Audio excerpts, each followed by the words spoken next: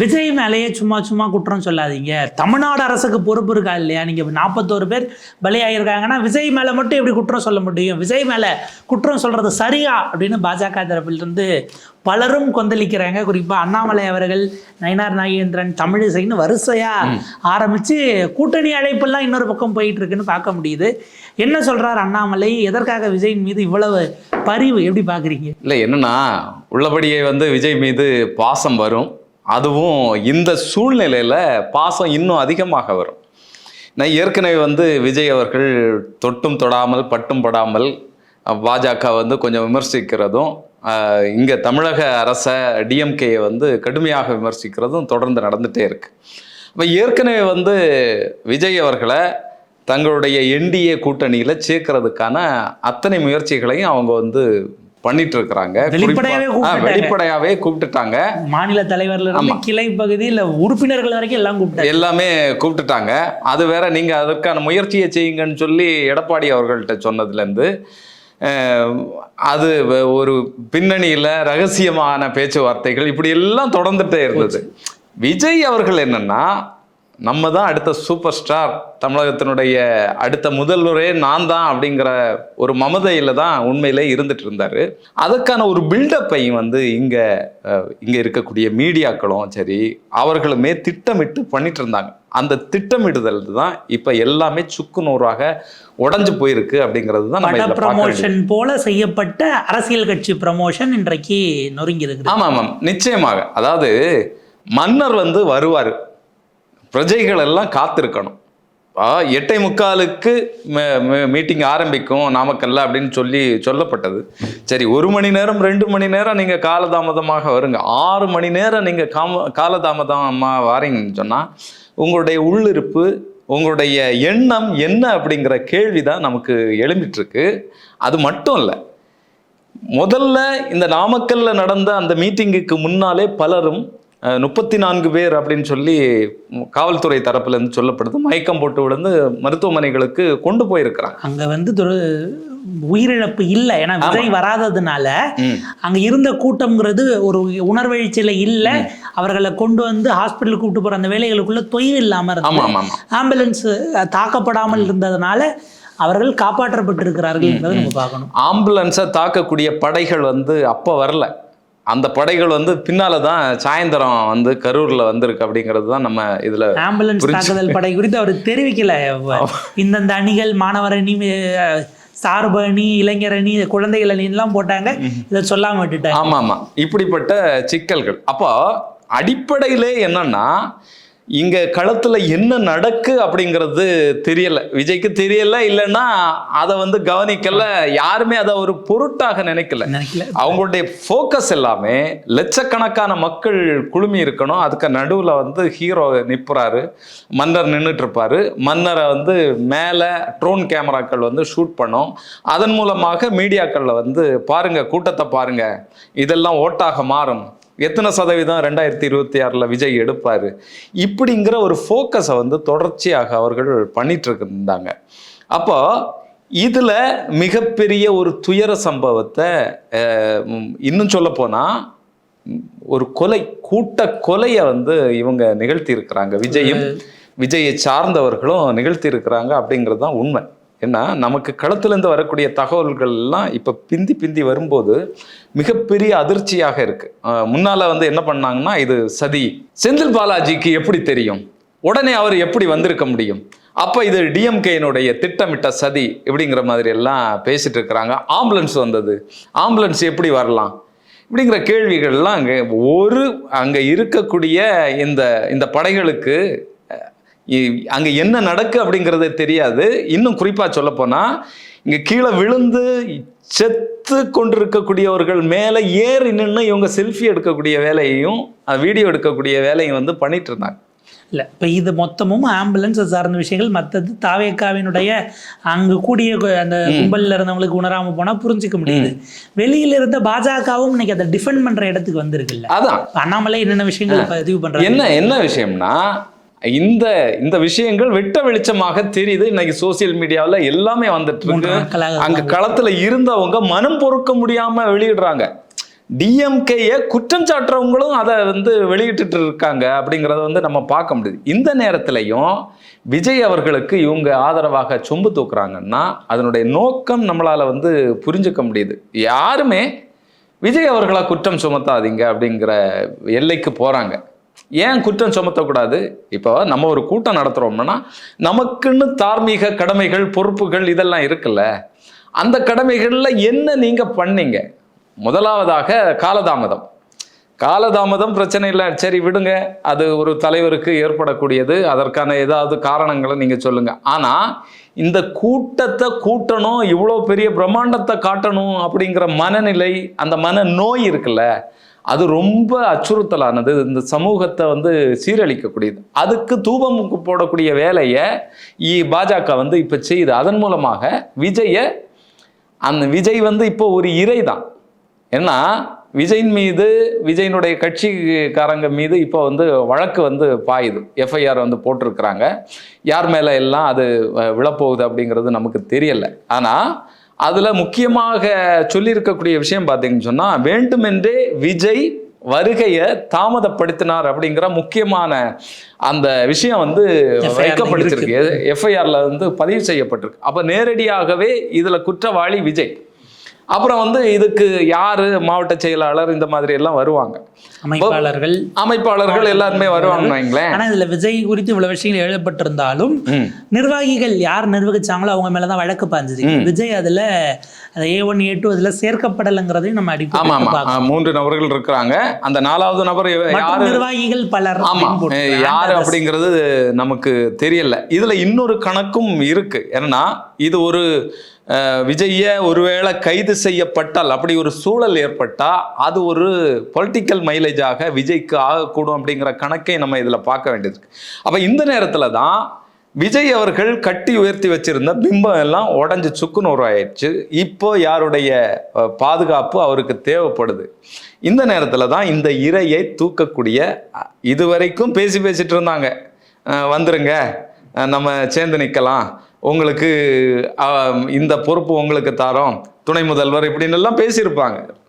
அப்போ இதுல இப்ப தானாகவே விஜய் வந்து விழுந்திருக்கிறாரு. இன்னும் சொல்ல போனா இந்த கோழி குஞ்சை தூக்குவதற்கு அந்த பறந்து வருகிறது இல்ல, இந்த கோழி குஞ்சை போய் என்ன தூக்கிக்க அப்படின்னு சொல்லி சொல்லுது. அப்படிப்பட்ட என்னால இங்க இறந்தேட முடியல. ஆமா ஆமா ஆமா, அப்படிப்பட்ட சூழல் தான் இப்ப ஏற்பட்டிருக்கு. நீங்க கோலாகல சீனிவாசன் பத்திரிகையாளர், அவருடைய அந்த காணொலி பேச்சு வந்து நமக்கு வெளிப்படையா தெரியுது. என்ன சொல்றாருன்னா, இப்போ வந்து இந்த அரசியல் களத்துல இருந்து காலியாகக்கூடிய வேலையை, இதுல இருந்து வெளியேறக்கூடிய வேலையை விஜய் செய்யக்கூடும். நீங்க வந்து அப்படி செஞ்சிடக்கூடாது. உங்களுக்கு இப்போதைக்கு பாதுகாப்பு என்டிஏ தான். நீங்க என்டிஏக்குள்ளால வந்தீங்கன்னா உங்களை மத்திய அரசாங்கம் பாஜக வந்து காப்பாற்றும் அப்படிங்கிற அழைப்பை விடுக்கிறாரு. அது மட்டும் இல்லை, ஒரே நேரத்தில் நீங்க 2 எதிரிகளை வந்து சமாளிக்க முடியாது அப்படிங்கிற விஷயத்தையும் வந்து அரசியல் ஆலோசனை எக்கச்சக்க முனைகள்ல இருந்து வருது பாருங்க. எப்பயுமே சொல்லுவாங்க அட்வைஸ் ஒண்ணுதான் ஃப்ரீயா கிடைக்கும், ஆளாளுக்கு அள்ளி விடுவாங்கன்னு. அதுல ஒரு வகையில அவருக்கான ஆலோசனைங்கிறது அவரு கோலாகலாஸ் டிவி மூலம் வந்துட்டு இருக்கு. இதுல இன்னொரு விஷயத்த நம்ம பார்க்க வேண்டியது இருக்கு. ஆதவ அர்ஜுனா என்ன பண்ணாருன்னு சொன்னா, சிபிஐ வழக்கு கோரி கோர்ட்டுக்கு போயிருக்கிறாருன்னு வைங்களேன். இப்போ அண்ணாமலை என்ன பேசுறாருன்னா, ஏன் வந்து அருணா ஜெகதீஷன் தலைமையில் இதை வந்து விசாரிக்க கொடுத்துருக்குறாங்க, சிபிஐக்கு போங்க அப்படிங்கிற இதை சொல்கிறார். அப்போ என்னுடைய கணக்கு என்னன்னா, ஏற்கனவே இந்த நபர்களுடைய ஆலோசனையுடைய பேரில் தான் ஆதவ அர்ஜுனா கோர்ட்டுக்கு போய் சிபிஐ விசாரணை கோரி இருக்கிறாரு அப்படிங்கிறதை நம்ம இதில் பார்க்க வேண்டியது இருக்கு. போனது அதற்கு பின்பாக அல்லது பாஜக இல்லை RSS சார்பு நிலை உள்ளவர்கள் யாரோ ஐடியா கொடுத்துருப்பாங்கிற ஒரு குற்றச்சாட்டு, பொலிட்டிக்கலான ஒரு விஷயம். அதில் இன்னொன்று யோசிச்சோம்னா, இன்றைக்கு திமுக அரசு இதை விசாரிப்பது அவங்களுக்கு அச்சமாகவும் இருக்கிறதுங்கிறதையும் நம்ம இல்ல அச்சம் மட்டும் இல்லைங்க. இதுல நீங்க பார்க்க வேண்டியது என்னன்னா, இவங்க என்ன சொல்றாங்க, இந்த இடம் தந்தது வந்து நீங்க மாத்தி தந்திருந்தீங்கன்னா பிரச்சனை இருந்திருக்காது, காவலர்கள் குறைவு, இன்னுமே டிஎம்கே மீது குற்றம் சாட்டக்கூடிய, தமிழக அரசின் மீது குற்றம் சாட்டக்கூடிய பல்வேறு விஷயங்களை இது பண்றாங்க. எப்படி உடனடியாக மருத்துவமனைகள் எல்லாம் தயாராக இருந்தது அப்படிங்கிற கேள்விகள் கேட்குறாங்க. நம்ம பார்த்துட்டு இருக்கிறோம். அருகில் இருக்கக்கூடிய மாவட்டங்கள்லேருந்து மருத்துவர்கள், செவிலியர்கள் எல்லாமே அவசரமாக அழைக்கப்பட்டாங்க. பக்கத்து மாவட்டங்கள்லேருந்து ஒரு 30 கிலோமீட்டருக்கு உள்ளால ஆம்புலன்ஸ் எல்லாமே அழைக்கப்பட்டிருந்தது. போர்க்கால அடிப்படையில் இதெல்லாம் நடந்தது.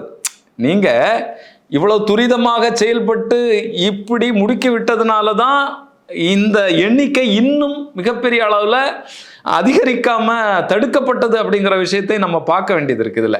ஆனா இதையே அவங்க என்ன பண்றாங்கன்னு சொன்னா, இது திட்டமிட்ட சந்தேகம் இருக்கு.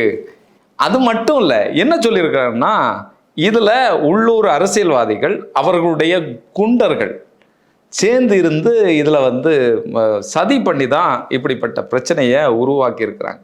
நமக்கு எல்லாமே தெளிவாக தெரியுது. முன்னால மாதிரி இல்லை. இன்னைக்கு எல்லாருடைய கையிலையும் ஒவ்வொருத்தருமே ஒவ்வொரு செய்தி பெட்டகமாக இருக்கிறாங்க. வீடியோ இது எல்லாமே நமக்கு வந்துட்டு இருக்கு. அப்போ ஒரு பக்கம் இவங்களுடைய தரப்புல இருந்து டிஎம்கே மீது, ஆளும் கட்சி மீது பழி போடக்கூடிய வேலையை இவங்க செஞ்சுட்டு இருக்கிறாங்க. பாஜக என்ன பண்ணுது, விஜய் அவர்களை காப்பாற்றக்கூடிய வேலையை ரொம்ப நுணுக்கமாக செய்கிறாங்க. விஜய் மீது பழி சொல்ல முடியாது, எல்லார் மேலேயும் தான் தப்பு இருக்கு அப்படின்னு சொல்லி ஒரு பொதுவாக ஈயம் பூசியும் பூசாமையும் அப்படி ஒரு சொல்லாடலை கொண்டு நிறுத்துறாங்க. இதுல தான் பின்னணியில் பல ஆலோசனைகள் நிச்சயமாக போயிட்டு இருக்கும். இப்போ கடைசியாக குருமூர்த்தி அவர்களுடைய அந்த ஆலோசனையில் இவங்க இருக்கிறதாக தகவல்கள் வெளியாயிட்டு. குருமூர்த்தி அதான் இது ஏறத்தாழ நேற்றிலிருந்து ஒரு 24 மணி நேரம் தாண்டி அது ஓடிக்கிட்டு இருக்கு. குருமூர்த்தி அது உண்மை இல்லைன்னு இப்போ சொல்லியிருக்கிறாரு. இப்போதைக்கு இல்லை, ஆனால் இதை சிபிஐக்கு நகர்த்தணும் என்கிற எண்ணம் அதிகப்படுகிற பட்சத்தில் நடப்பதற்கான வாய்ப்புகள் இல்லைன்னு நம்ம ஒதுக்கிட முடியாது. இல்லை, இதை கூட நான் நம்பலை. என்னன்னா, நீங்க குருமூர்த்தி அவர்கள் நேரடியாக பேசுறாரோ அப்படிங்கிறத தாண்டி இந்த இவர்களுடைய ஆலோசனை சுத்தி உங்களுக்கு வரும். ஏன்னா இந்த நேரத்தில் ஒரு கையறு நிலையில தான் விஜய் அவர்கள் இருக்கிறார். நீங்க என்னதான் சொன்னீங்கனாலும், தமிழக அரசை குற்றம் சாட்டிங்கனாலும், சோசியல் மீடியாவில் உங்கள்கிட்ட இருக்கக்கூடிய அந்த படை இருக்குல்ல, விர்ச்சுவல் வாரியர் படை, அந்த படையை வச்சுக்கிட்டு நீங்க வேணும்னே என்னெல்லாம் போடுறாங்க பாருங்க. பாத்தீங்களா, இப்ப தெரிஞ்சுதா விஜய் வந்தா உங்களால பாதுகாப்பை கொடுக்க முடியாது அப்படிங்கிறது தெரியுதா? இது அடுத்த கட்டத்துக்கு கொண்டு போய் நாங்க அவங்க போஸ்ட்மார்ட்டம் பண்ணதெல்லாம் டாக்டரானே எங்களுக்கு தெரியலங்கிற தியரி தனியா. 39 பேரை நீங்க எப்படி அதுக்குள்ளே பண்ணிட்டீங்கன்னு வக்கீல் உள்ள பேச வேண்டியதெல்லாம் கொண்டு வெளியில பிரஸ்ல பேசிக்கிட்டு இருக்கு. வெளியில பேசுறாரு. அப்படி எல்லாம் அரசியல் ரீதியிலான குற்றச்சாட்டை பிரஸ்ல வச்சுட்டு உள்ள போனீங்கன்னா நீதிபதிகள் ரொம்ப டென்ஷன் ஆயிடுறாங்க. நீங்க அரசியல் குற்றச்சாட்டுகளுக்கு கோர்ட் இடம் இல்லைங்கிறதுக்கான வாய்ப்பு இருக்கு. பேக் ஃபயர் ஆகும்னு தெரியாமலே அவர் பேசுறாரா நமக்கு. இதுல அதாவது விஜய் அவர்களுக்கு அரசியல் தெரியல, சரி, விஜய நம்பி வரக்கூடிய இந்த இளைஞர்களுக்கு எந்த விதமான அரசியல் புரிதலும் சமூக அக்கறையோ எந்த விஷயங்களும் இல்லை. விஜயோட ஒட்டி இந்த வேலைகளை செய்யக்கூடிய அந்த கட்சியை சார்ந்த வக்கீல்களுக்கும் ஆலோசகர் வழக்கறிஞர்களுக்கும் ஆலோசகர்களுக்குமே எதுவும் பதட்டத்தில் அவங்க அதை செய்கிறாங்களா நமக்கு உள்ளபடியே புரியல. ஏன்னா ஒரு நீண்ட கால சட்ட அனுபவம் கொண்டவராக தான் அவரெல்லாம் இருந்திருக்க முடியும். சீனியர் கவுன்சிலை கொண்டு போய் அல்லது நீண்ட சட்ட அனுபவம் இருக்கக்கூடிய வக்கீல்களை தான் அவங்க கொண்டு போய் கேஸ் ஆட பண்ணியிருப்பாங்க.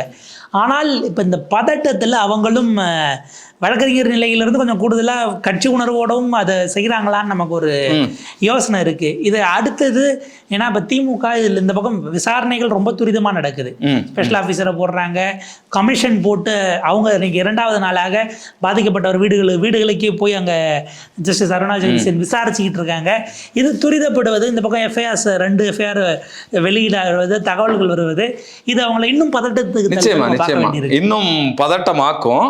அதே நேரத்தில் இப்படி ஒரு விஷயம் சம்பவம் ஒரு பேரிடர் நடக்கும்போது ஸ்பெஷலாக சில இதை செய்யறதுக்கான அதிகாரம் அரசாங்கத்துக்கும் அரசு துறைகளுக்கும் இருக்கு அப்படிங்கிறத நம்ம இதுல தடையெல்லாம் இல்லை. ரொம்ப மோசமான சூழல்கள் வரும்பொழுது அது ஒரு விதியாக சொல்லப்பட்டது. அது அந்த மாதிரியான அதற்கு எந்த தடைகளும் இல்லைங்கிறத தமிழ்நாடு அரசினுடைய தகவல் சரிபார்ப்பகம் விளக்கம் கொடுத்திருக்கு. இரவு 6 மணிக்கு பிறகு பண்ணக்கூடாது அப்படிங்கிறதெல்லாம் இல்லை. சட்ட ஒழுங்கு சிக்கல் ஏற்படக்கூடிய சமயத்தில் அசாதாரணமான சூழல் வர நேரத்தில் அது எல்லாத்தையும் தளர்த்திட்டு முழுமையாக அரசு அதை தீர்த்து வைக்கணும்னா அரசு செய்யலாங்கிறாங்க. இப்போ பண்ணவங்கலாம் டாக்டரானே எங்களுக்கு தெரியலங்கிற ரேஞ்சு, அவங்களுக்கு ஃபாரன்சிக்ஸ் தெரியுமா ரேஞ்சுக்கு வந்துட்டாங்க. இப்போ என்ன அடுத்து கேட்க போறீங்கிறது தான் நமக்கு தெரியல.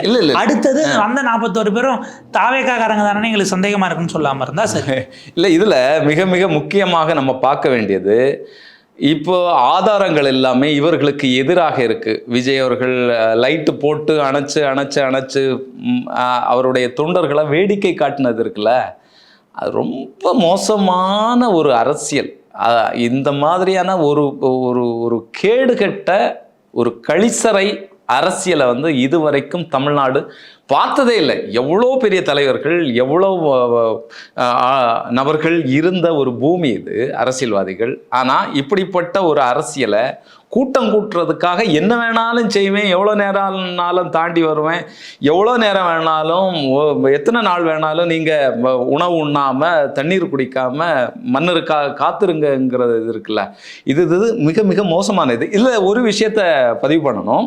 இவங்க என்னன்னா எல்லா விஷயங்களுமே தங்களுக்கு எதிராக இருக்கக்கூடிய இந்த சூழ்நிலையில் சோசியல் மீடியாவில் இதை வந்து பேசுபொருளாக உருவாக்கக்கூடிய வேலையை வந்து செய்கிறாங்க. இந்த வழக்கறிஞர் பேசுகிறாருன்னா இதை அடுத்த கட்டமாக இவங்களை சார்ந்த நபர்கள், இந்த இளைஞர் பட்டாளம் உடனடியாக ஃபேஸ்புக்லையும் ட்விட்டர்லையும் கொண்டு போகக்கூடிய வேலையை, ஒரு பொது கருத்தை உருவாக்கக்கூடிய வேலையை இவங்க வந்து செஞ்சுட்டு இருப்பாங்க. இதுக்கு முன்னால் அதுதான் இந்த விபத்துக்கு பிறகு நடந்துட்டுருக்கு. ஆனால் அதெல்லாமே சுக்குநூறாக உடைக்கப்பட்டிருக்கு. அதற்கான ஆதாரங்கள்லாம் வெளிவருது.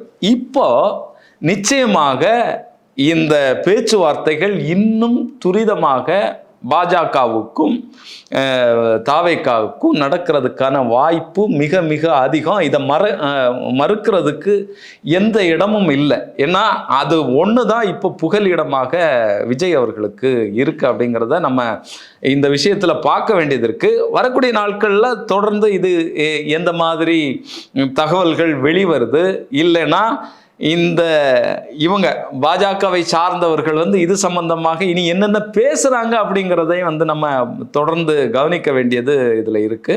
வரும் நாட்கள்ல பார்ப்போம் என்ன நடக்கு அப்படிங்கிறத.